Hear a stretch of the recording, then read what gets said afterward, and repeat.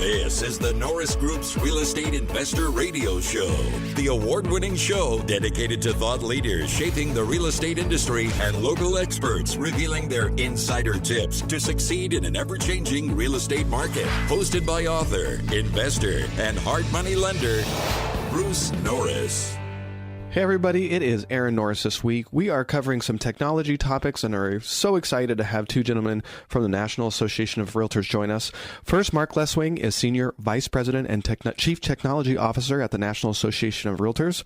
Mark holds a Bachelor of Science degree in Industrial Engineering from Lehigh University and started programming robots just out of college. He's worked in startups, turnarounds, and with such brands as Sybase and Oracle, and he has been with the National Association of Realtors for over a decade, covering topics ranging from blockchain technology to robotics. We also have Todd Carpenter. He is the Managing Director of Data Analytics for the National Association of Realtors, and Todd leads the association's efforts to build analytics tools and helps the association make better business and advocacy decisions. And before his position at NAR, he was Senior Manager of Industry Engagement for Trulia and has over 20 years of experience in the real estate and mortgage industry. Well, welcome, Todd and Mark. Thanks for joining us on the show today. Mark, I want to ask you a question specifically. You know, your background's in robotics. I guess this will be a question for both of you. Did you ever think that you would end up in real estate, and how did you get here? Absolutely. I never thought I would, but I went to college back in the 70s and didn't really have computer science back then, but working with computers was really interesting for me. I went to school at Lehigh on the East Coast, and the only thing available at that time was really robotics and that kind of machine control. So I was kind of interested from that side. After that, kind of went to work, and the computers just grew up with me at the time, and business took them on and went through the COBOL era and all that. Just kind of followed through on the business side to where I am today in the real estate. Did a little stint with the relational database vendors for a while. Just totally backed into the NAR thing for real estate, but I'm not really from real estate. But a very interesting question there. Well, they're lucky to have you, and it's. I know you've written a lot of. I've seen both of your white papers, and in the show notes, I will definitely link to your blockchain articles. But you must be very popular right now. When you wrote those back in 2016, who knew? I guess maybe you did, that prices were going to explode. This week, it's Bitcoin. I know this is not blockchain. We'll cover that in a second. Has reached $11,000, and it's since backed off. But you must be a popular guy right now. Yeah, I'd say looking at the technology is different than the relational database. The traditional database look at it, and we kind of took all the business problems and jammed it into databases as we know it for so many years. When I saw this blockchain technology, it had a different purpose totally. That's why I thought, boy, this has some legs. Right. Well, Todd, let's ask you the same question. How did you end up at NAR? So it's kind of funny because it's really the exact opposite. My mom was a real estate agent, and I early on, had MLS books as my booster seats when I was a kid, and followed her into the mortgage industry. For a long time, though, I was always frustrated, especially in the mortgage industry, that the technology available to us was always so far behind what was already happening. And so I started creating my own solutions, just basically trying to learn stuff off the web, learning HTML by myself, and trying to build my own website to service my customers. And then eventually I went to work for a guy named Warren Myers out in San Jose, actually, who originated the very first mortgage online.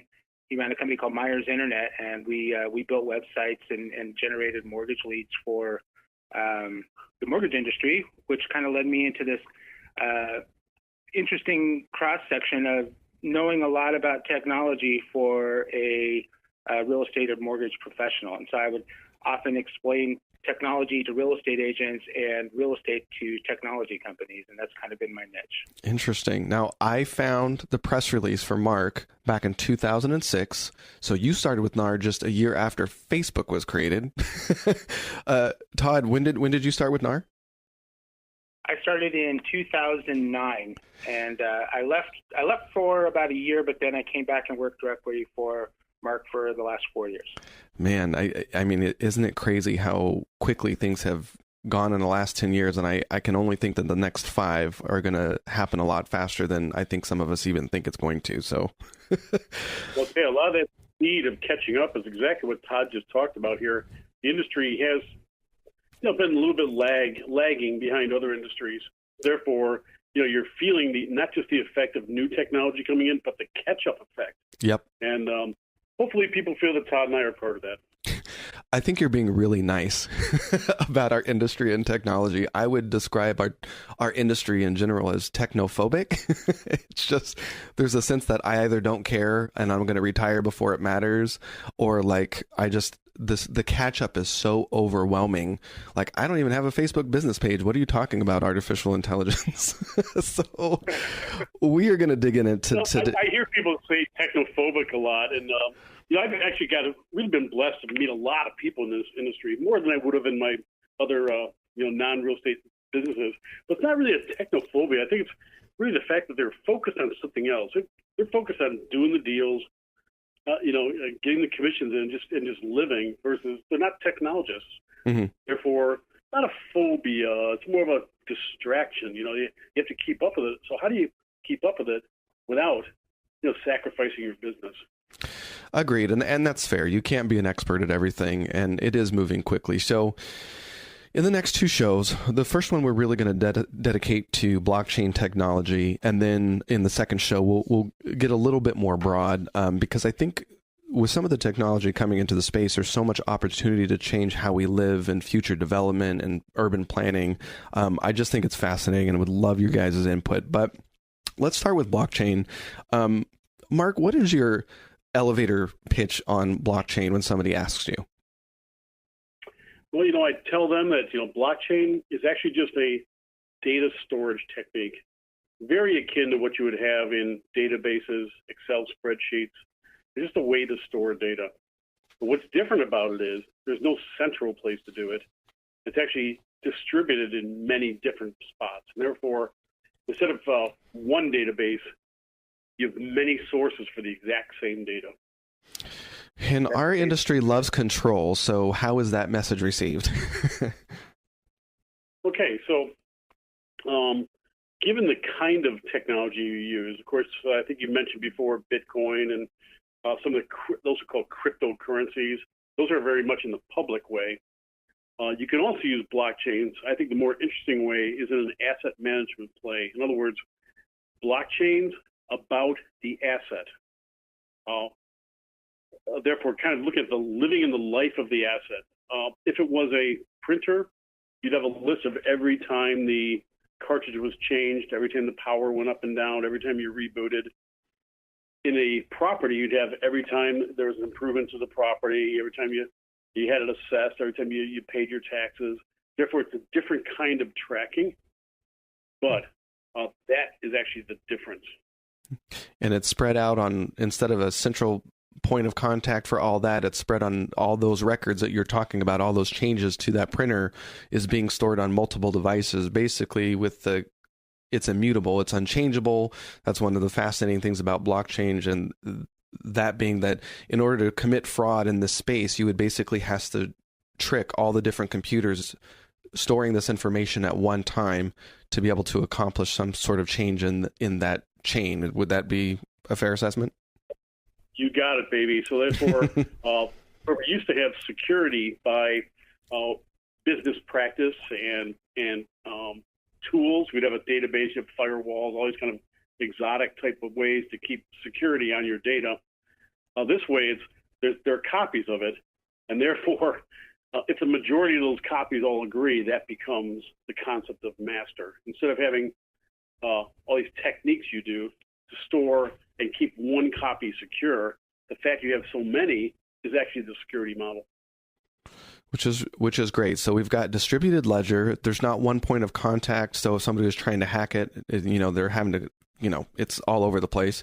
It's immutable information, meaning it's so hard to break, and there's just a track record from the beginning of time of this asset. So it's hard to change, and it's completely transparent.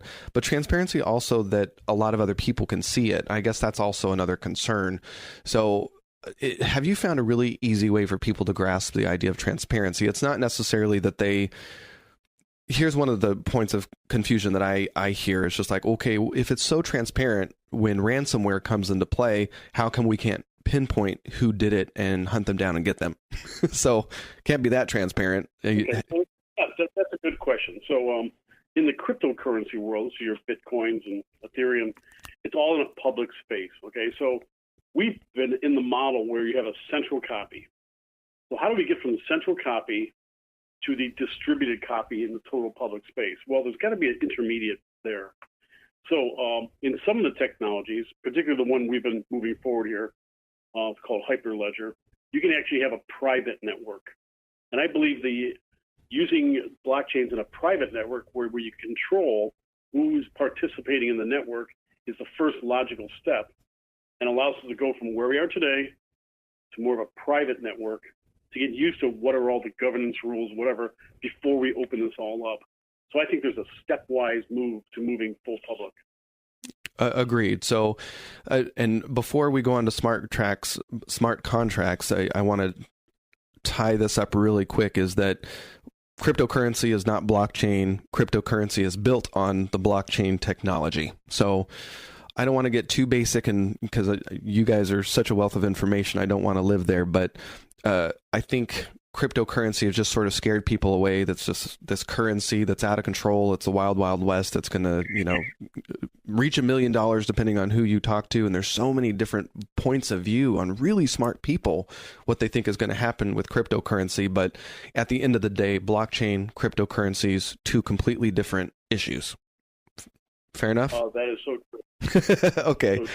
So one of the things that has been talked a lot about is the smart contract. And I reached out when I was doing research last year to blockchain.info, and one of their team members got back to me. It was really interesting. I'm like, there's so much bureaucracy in our field, in the field of real estate, that I don't see how this is going to work when you've got NAR, the MBA, the Appraisal Institute, Alta. How do we all work together? And he said, it's a really good point. Bureaucracy is an issue.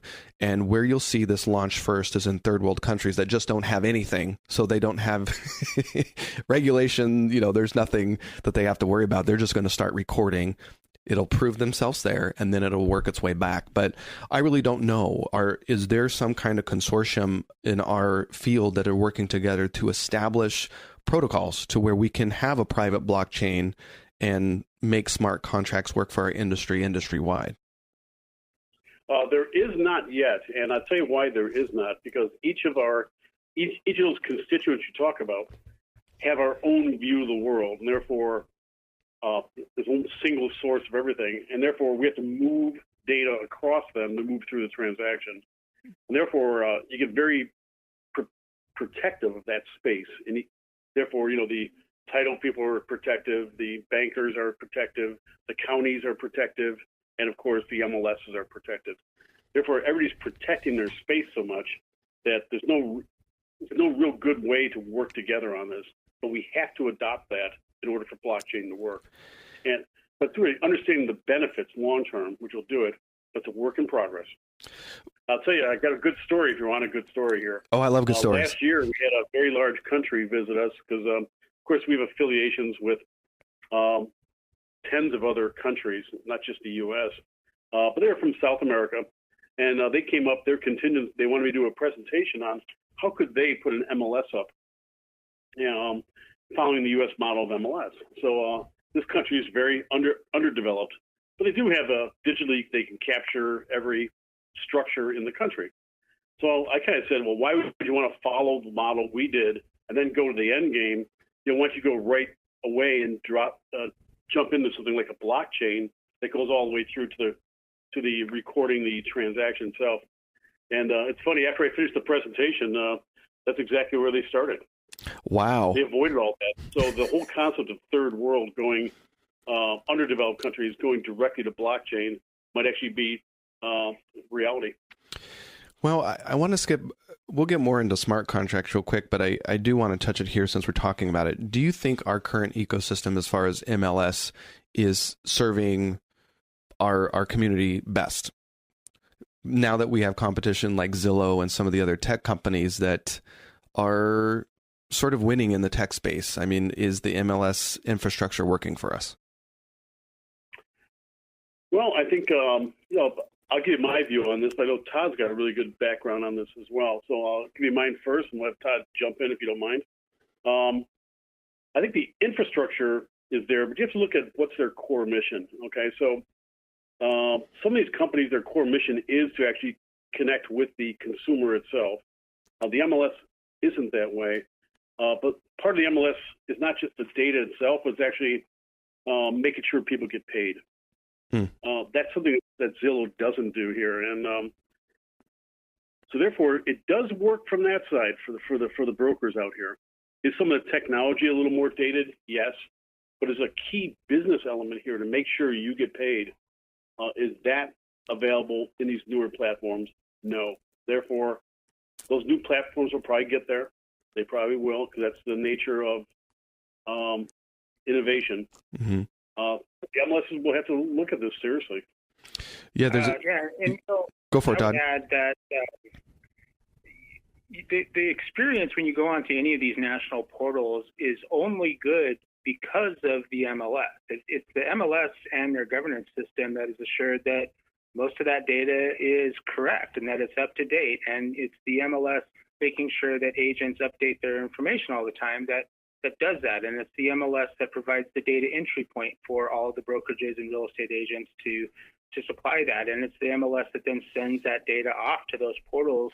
And if you ask any one of those portals, the place where they want to get that data the most is from that MLS. And so, I mean, you can look at it and say, okay, yeah, are they attracting a huge amount of traffic online? Yes. Are they getting a lot of consumer eyeballs? Yes.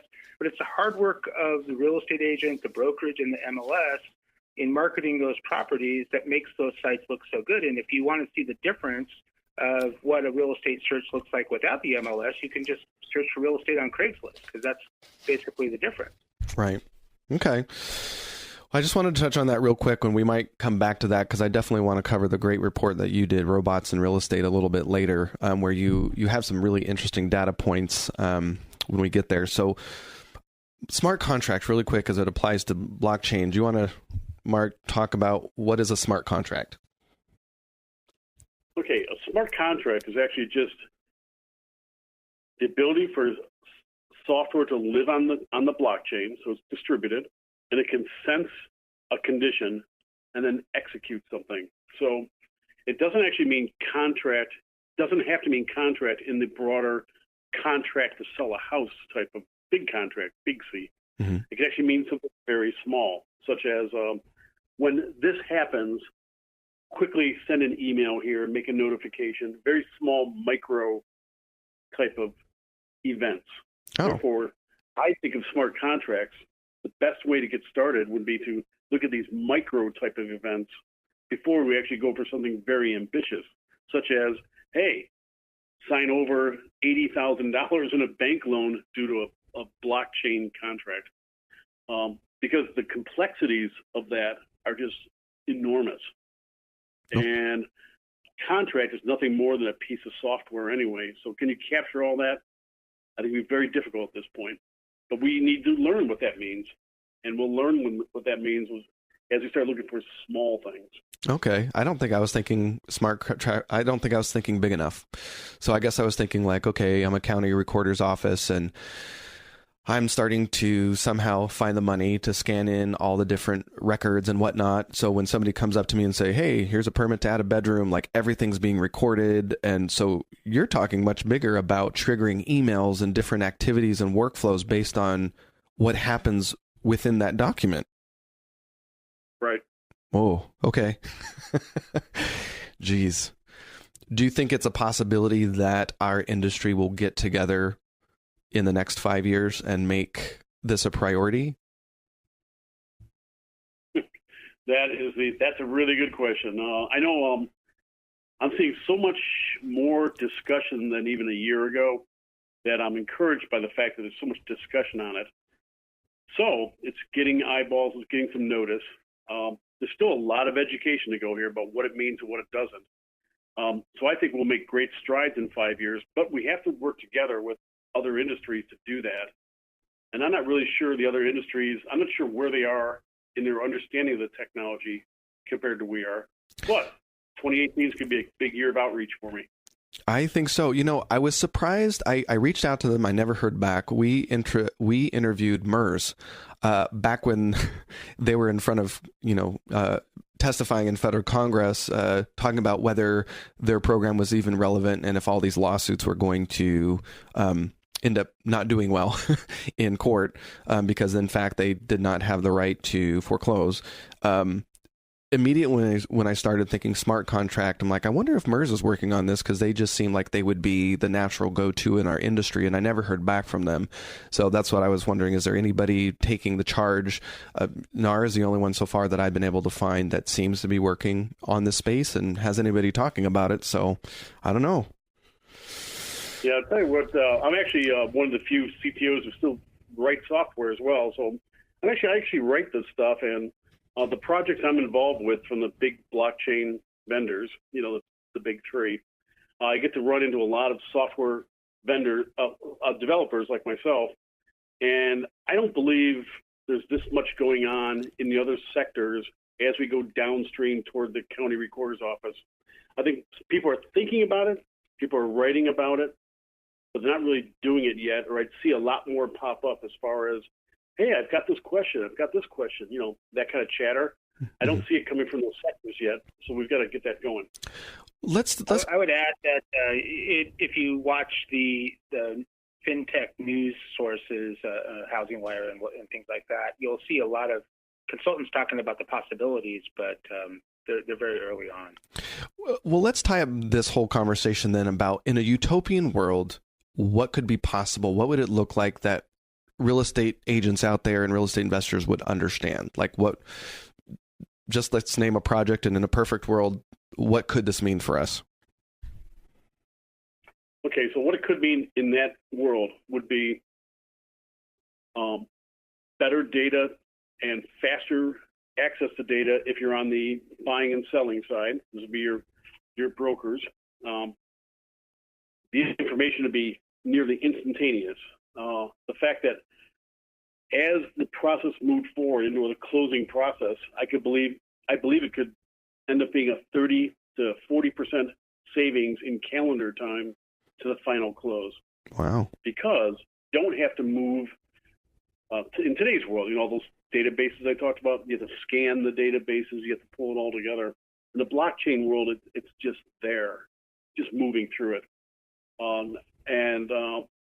Now, when you get down to the recording part of it and actually move the asset itself, that'll be all the data is just there to move. So it's really speed and accuracy. So is it, in my mind, I envision like a perfect world where all of our industry associations decide on a data set, all the data that we need to collect, and we're almost all working on this board together, getting all the data that we need, and we're able to pull the data from that file that we need. And from listing to offer to recording, it's everybody from the real estate agent to the county recorder's office has exactly what they need, and it's in this permanent blockchain, beautiful, tied up. That's, in my mind, that's the utopia that I envision. Is that sort of right? Almost. I don't believe the data will actually move into the blockchain. I think the blockchain will point out to the data sources of the events themselves in time. Therefore, at this point, I filed for my loan. The fact that the entire loan request, that whole form, would not be stored in the blockchain. The fact that you asked for it and who you asked for it, all those sources, how to find it, it's kind of like looking at Ancestry.com. Where to find all that information is in the blockchain. Not necessarily all the data itself, though. For more information on hard money loans and upcoming events with the Norris Group, check out thenorrisgroup.com. For information on passive investing with trust deeds, visit tngtrustdeeds.com.